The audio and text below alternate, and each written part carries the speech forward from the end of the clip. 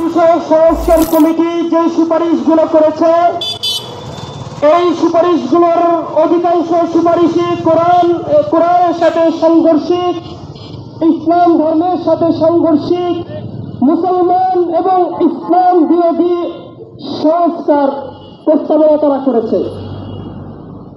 আজকের এই বিক্ষোভ সমাবেশ থেকে অন্তর্বর্তীকালীন সরকারের কাছে আমরা দাবি জানাতে চাই, অনতি বিলম্বে এই সংস্কার কমিটি যে সুপারিশ করেছে সেই সুপারিশকে বাতিল করতে হবে।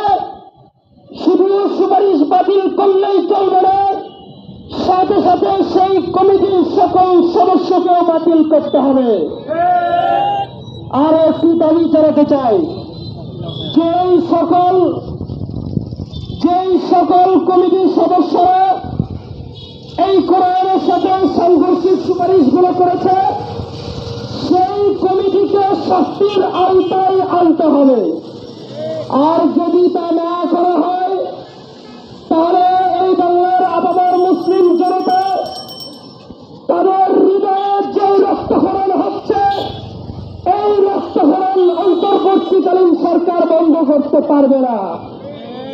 আমরা দাবি জানাতে চাই, আপনারা সংস্কার করতে চান করুন, আমাদের জড়িয়ে পড়ে আমরা মুসলমানরা ঘরে বসে থাকবো না ইনশাআল্লাহ।